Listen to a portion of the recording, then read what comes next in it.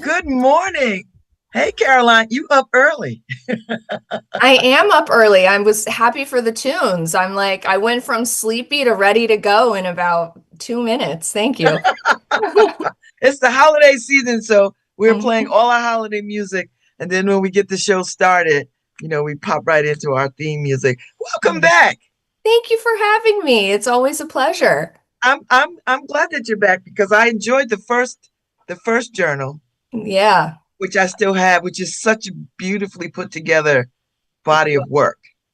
Thank you so much. It means, I will say we've heard that from a lot of people. They really enjoyed having like this tangible book that they could hold. I still have mine out on my coffee table in my home, so it's exciting to add a second volume, which we actually got from the printers yesterday. Oh, So yeah, it's beautiful. It's always a little nerve-wracking when you do something and it goes well and then you have to do it the second time around. And it's like, can I capture the magic again? And I do feel really confident that we nailed it 2 times in a row. I So love it. I love it. So tell folks about the Justice Collaboratory at Yale.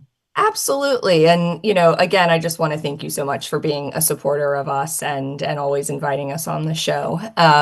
So the Justice Collaboratory at Yale Law School is a group of nationally recognized academics and researchers all working together to build a more just, effective, and democratic criminal justice system, sometimes called a criminal legal system.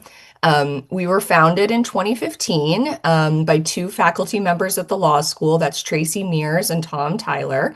Mhm. And we have an interdisciplinary network. So, what that means is instead of just looking at the criminal justice system through the lens of law, we have doctors who are members of the collaboratory, lawyers, historians, psychologists, philosophers, political scientists, and they're all really recognized as leaders in their field. So together, we're sort of committed to this idea of academic rigor and collaboration to really advance theory-driven public policies. And it's all about building strong, safe communities where really everyone can thrive. Yeah, but Um, this is not some old boring body of work. Like yeah, it has a real artistic slant to it it that does. is Yeah. engaging, and people want this thing, right? Like people find it useful, not only useful, but nice to have out. Yeah, I mean, I think you make a good point. And it's you really hit the nail on the head as to why we wanted to create this publication. At the end of the day, it's called the Notebook. The Notebook is in a class by itself. When we came up with the idea a few years ago, we wanted basically a magazine that was not academic, but included the voices of course, academics, but also the voices of those who maybe had been impacted by the justice system, and to really engage audiences beyond like the typical academic setting. And so we've done this with a really sort of diverse way of highlighting these verses, highlighting these voices. Um, so, at the end of the day, we really felt like you can't make change in a community if academics are only talking to each other, right? Hmm. We wanted to get this out there. We wanted to engage audiences. We wanted to engage, just the basic reader who's interested in sitting down and reading a magazine and maybe learning a little bit about this. So we really wanted to create something that was compelling. And so yeah, it's not like you're just sitting there reading words after words. It has this year we have our first ever graphic novel, which is a depiction of, Which is such a big deal because it's so graphic cool. novels are just off the charts right now, everywhere. I mean, Yeah, even the late John Lewis had a graphic novel, that's a right. series Yes, of of graphic course. novels. I had somebody gifted them to me, and they are well done. So, It's a great way to like engage with maybe something that feels a little dry, and then hmm suddenly it's jumping off the page at you. You know, this piece was written by Ben Justice, who's a member of the Collaboratory, and illustrated by an artist named Tom Torrey. It's basically, the basic premise is two aliens arrive on Earth and are sort of like, what's going on here, you know? And but it's really a deep discussion of inequity. So that's a great example. So we have this like graphic article. We have original art. Some of the original art was actually contributed by students at the ACES Educational Center for the Arts in New Haven. There's original poetry. There's legal case studies, like a real range of unique ways to digest and interact with a lot of information. I love it. So you're hosting an event this Saturday, right, on the 6th Yeah, to absolutely. launch this thing, right? Because it's Yeah, it's jumping into the world it at is. Next Haven, I At think. Next Haven, are one of our favorite places to host events. Next Haven is an amazing partner. It's an amazing space here in New Haven. And it's always sort of a unique and fun for us to host events off campus. So it really feels like we're inviting the public to join us. Because really, New Haven is central to the notebook. We have several authors that are from New Haven, artists that live here who all contributed to this publication, which is really an international publication. So we would love to invite the community to the celebration around its release. And that is this coming Saturday, December 6th. It starts at 5:30 at Next Haven. It's totally free, but you do need a ticket. So I recommend, and everyone visits our website, which is just justicehappenshere.yale.edu. And Okay. you can go ahead and RSVP there. But we'd love to see you. We're gonna have drinks. We're gonna have some food. I keep telling people there won't be dancing, but who knows where the night will lead. And a great panel, about an hour-long panel with one of our contributing authors, Dawn Poindexter, who lives in New Haven, as well as an artist who drew all the original art. This piece behind me, if those who are looking on Zoom, was a piece in the notebook by Hector Rodriguez. So it's a great night. It'll be just long enough to go out, have fun, engage with new people. And I can tell you more about it, but yeah, I those are the love main it. things. So when you did the first one, which is beautifully done, what was the theme of that one? I That so see it the, in my it was community vitality, and yes, that came out in 2024. yes. And so this year's theme is solidarity, Solidarities in the plural. solidarities. And so Yeah. so tell me about that theme and and how long does it take for you to pull this together? Because Yeah. 2024 was just last year, and that Yeah. Well, looked like that was a it big was undertaking.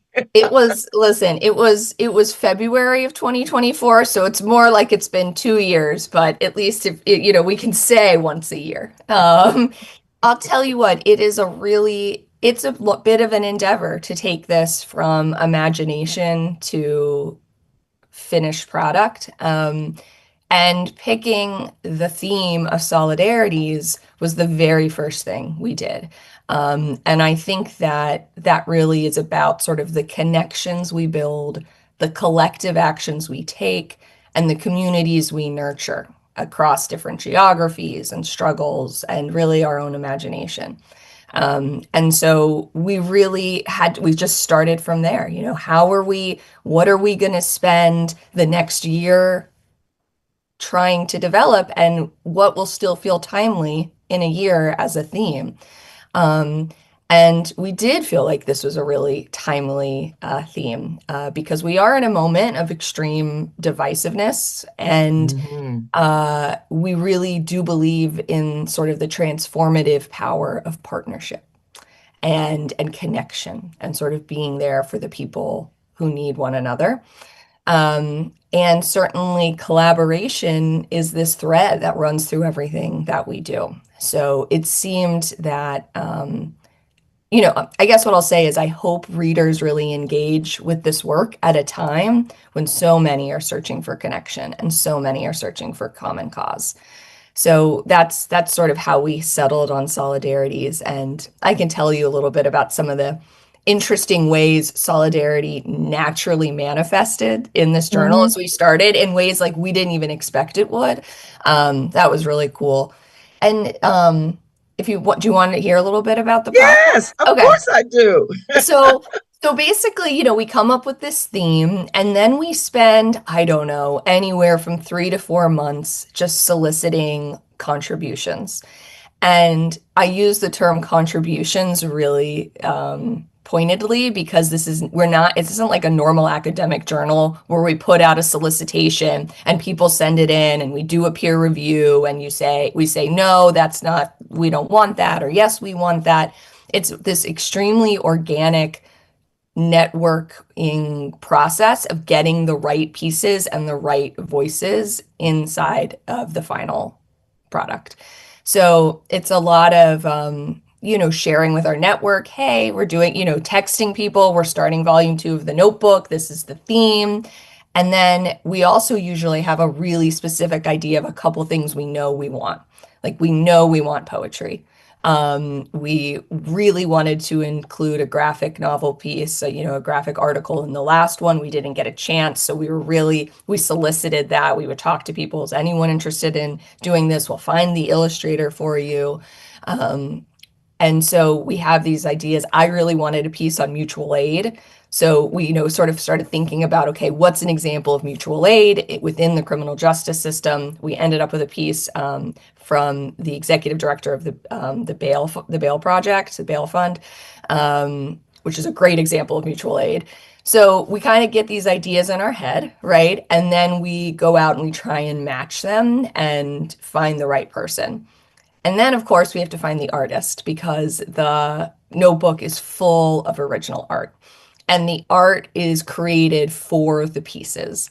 So once we have all 18 of the contributions, whether it be poetry or a legal case study or a more typical social science article, we find our artist and we work with him, we connect him with the contributor, we sort of help through the process, and then we end up with 5 pieces of original art to accompany some of the pieces in the notebook. I Um, love this because yeah, you know what? It makes this so fresh, and it yeah, allows great word. people who work in um, the criminal justice system to see things from a different lens. I think even the Mhm. people who are contributing the written stuff and all the stuff, they Yeah, get to see their work interpreted through art in a way that I don't know if they would on their own. yeah, and sometimes we have to push a little, right, with the contributors. Oh, Like, I can imagine, Caroline. I'm not pushy. I'm fine. No. I can imagine you have to convince people. Listen, I'm gonna take your very academic Mhm. thing and I Yeah. will put some art to it, and Oh, it's yeah. gonna be good. Yeah, yeah. Or someone will say yeah, people take so when people hear Yale Law School and they hear a publication coming out of Yale Law School, they suddenly get very literal, right? And like very um sincere and like they have this idea in their head of what they're trying to do. So the editorial team, which is made up of myself and then 2 other members of the Collaboratory, Dana Green and Beth Parker, it is a sort of like an interesting hand-holding experience because for a lot of people they've never written in this sort of medium before. And that goes on both ends of the spectrum. This notebook has a piece from Jennifer Richardson, who is sort of, she's about as big deal as it gets as far as a scholar. She was a Mm-hmm. MacArthur genius. She's published widely, extremely respected in her field. She really is an expert on the psychology of camaraderie, the psychology of solidarities. She has a piece in this. And then we also have a piece by someone who, was just released from prison. And both of these people had to go through the same exercise of what it means to publish in this kind of publication. Yeah, And because to, nobody wants to be made a fool of, and no, no, and yeah. everybody wants to be. I imagine I'm a serious scholar, and I need to be taken seriously. And she's a woman, so that's a Mhm. whole other dimension of things. Yeah. But in your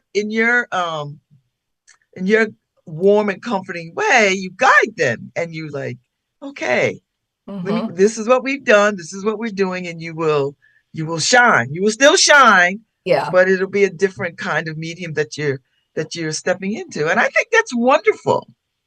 Well, thank you. And I always give a lot of credit to our authors and our contributors. I think it does take a lot of bravery to step out there in this medium and write something candidly that isn't, hidden maybe behind a paywall of a big academic journal. And you could think, well, maybe no one's really going to read that outside of academia, and then I'll get some grace because they'll understand it's a scholarly piece. Like this is for the layperson, this is for a popular audience. Our goal is for a lot of people to read it and So share when it. you took this on, Caroline, when you took this job on and you knew you were going to do a journal, did you have in your mind that you didn't want to do the typical normal, tried and true academic journal where, you know, we Mhm. did it and then that's it? Yeah, absolutely. I mean, that was sort of where we started. We heard from our members who are, sort of our core faculty members across Yale and several other universities. They understood as well that they were experts, but a lot of their expertise was sort of trapped within the ivory tower, if you will. And so as a group, gosh, probably 3, 4 years ago, we did a visioning exercise together about if we were to create a journal, what would it look like? And so that was like an all-day brainstorming. We were all in the room, about 30 of us together in a room. We had a graphic recorder there who's someone who, takes notes as you're talking, but sort of draws pictures at the same time. And she led us, and we sort of led each other through this exercise of if we were to create a publication, what would it have to be true to the mission of the Justice Collaboratory and what we were trying to envision long term as far as our impact outside of academia. We talk about being in the world. What's the impact we would have in the world with a publication? And how could we take up a space where there was a gap?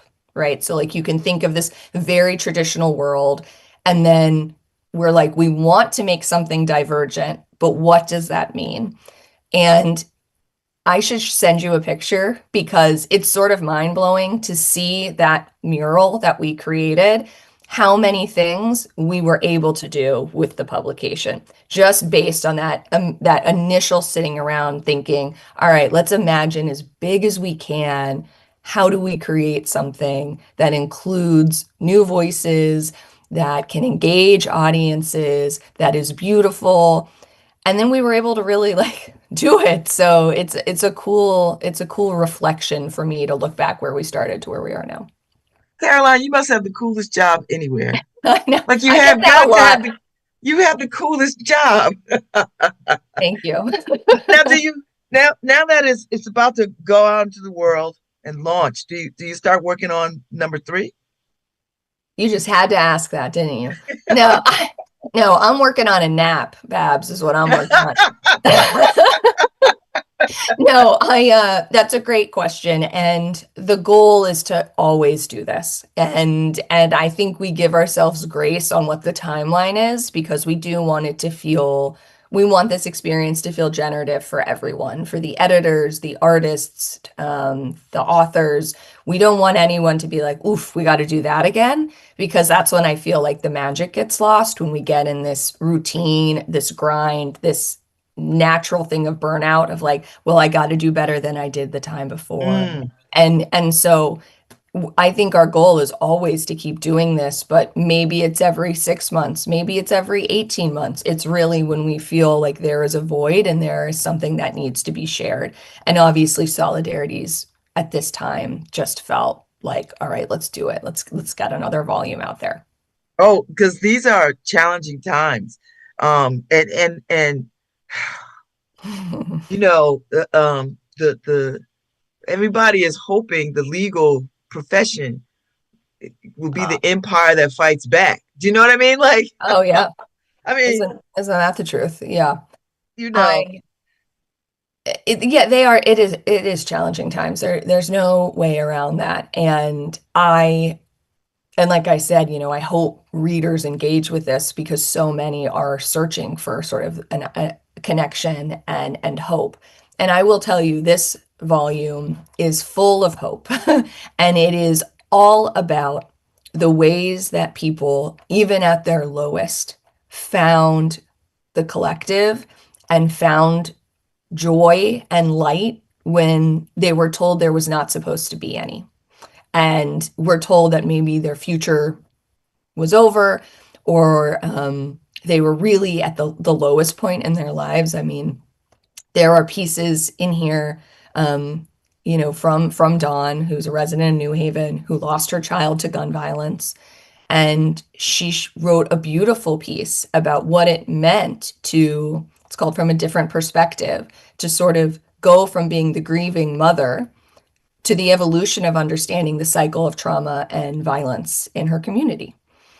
And that could have easily been a piece that felt dark, but it's actually a piece that is full of energy and light and hope.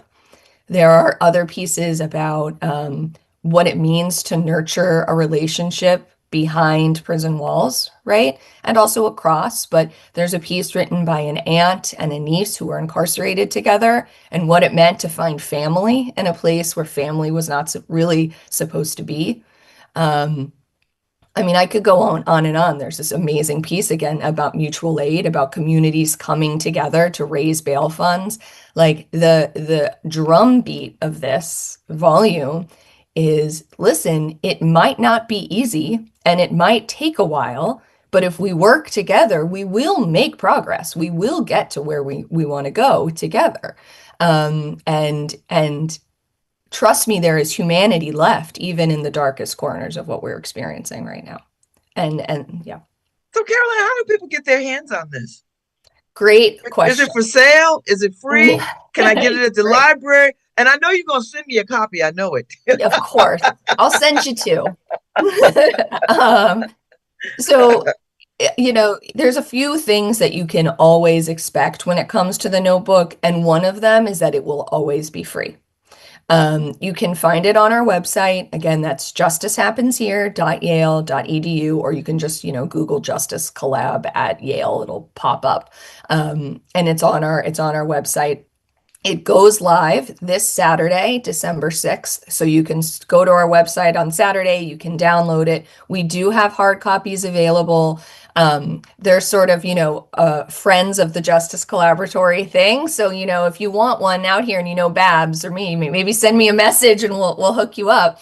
I'm gonna Um, put one in the little library in front of oh, my cool. house because Great I idea. I have a little library, and Professor James Foreman has put books in there, and Of other course. folks have put books in. So I'm gonna get one for myself for the porch, and I'm gonna put Yeah, one in the little library because that's a I great think this would be idea. great. Because I live in Newhallville, so you know, No, folks read over here. So yeah, you read good. I'm glad people are still reading. That's the whole point of this. Um, and also, if you do, so, and this, we've never done this before, but if you are at the event on Saturday for the first time, we are going to be selling for a reduced amount because we've never sold them before, some hard copies because I think a lot of people wanted them, and it's sort of a passion project, right? Like we're really losing money on this instead of making it, but we understand that it's this beautiful, tangible thing, and some people are going to want a hard copy. So it's a great way to sort of donate to the work of the Collaboratory, support these voices that we're publishing. So if you do want a hard copy, show up on Saturday at Next Haven, and they will be there for purchase. I love it. So next day is Saturday, December 6th. Yes, From what time? 5 o'clock. 5:30, 5:30. 5:30 to 8. So you can still go out and have dinner after. Yes, you can still go. So there'll be a panel Mm-hmm. discussion, right? Yep, There'll be food and drink, correct. talking to other people. You'll be in the room with other people who care deeply about all Mhm. the connections and solidarities. Yes, and there will so our artist, so Hector Rodriguez is our artist. He will be there. He's bringing some of the pieces from the original pieces with him. Hector has a fascinating story. He was incarcerated for 27 years. He then was connected with the Yale Prison Education Initiative, which is how we met him. And through that, has now just started his MFA. So he's getting his master's degree in sort of honing his skills in painting. So he will be there with the art. And another small thing I'll notice, which is there will be an opportunity at the event to be in solidarity with everyone else there. So there's going to be I don't want to ruin the surprise, but there's a great organization called One Small Step that's about building connections. They will be there, and there's going to be a group activity for all 150 people who are in the room to sort of meet someone new and across this divide create solidarity with someone new at the event. So it's going to be a really special night, and we do hope people are able to join us. We'd love to have you. Well, thank you, Caroline Noble, for coming on and getting up early to My to pleasure. talk with me. So I'm excited about this notebook, volume 2, and I can't wait to see what you do the next time you do it. Maybe you'll write a piece for us, Babs, for the next one. Listen, I could dust off a pen and piece of paper. I can. Yeah, and the last thing I'll say is one thing that I found really interesting about this volume, right? It's solidarities and people we solicited pieces from an individual author, and then they would say, I think I want to co-author with someone, or I think I want to be in conversation. So it turns out that writing about the theme solidarities in the singular just felt wrong, right? Like everyone really wanted to tell a story with someone that they had experienced this feeling with. And I just thought that was so cool that happened totally naturally, that people came to us and said, I don't want to write it alone. I want to tell this story of solidarity with the person I experienced it with. I So, love this, Caroline. I think I'm telling you, you have the coolest job, and you are you and you're making the legal world look interesting and exciting. listen, I'm really lucky. I have an amazing group of colleagues and staff that make it easy. Well, I thank you for getting up early this morning. I'm looking forward to seeing what you do next. I got my eye on the Justice Collaboratory and what y'all do. I'm a fan and a supporter. And so I hope Saturday's event gives you everything that you want to see happen. And then I'm looking forward to getting my copies of Solidarities. You are top of the list, Babs. Thank you so Thank much. you.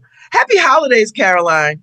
Happy holidays. I'm up now. I'm gonna put on my Christmas carols and yeah, I know, right? You're in the mood now. I Cup of am. Let's go. coffee, you're up. So thank you so much. Good to see you. Thank you so much. Have a good one. Bye All bye. righty. All right. Thanks, Harry Droz. I'll be back tomorrow. I'll see y'all tomorrow. Tomorrow I got my exams. So pray for me. Torts finals is tomorrow. So I'm on my way to go study. I'll talk to y'all later.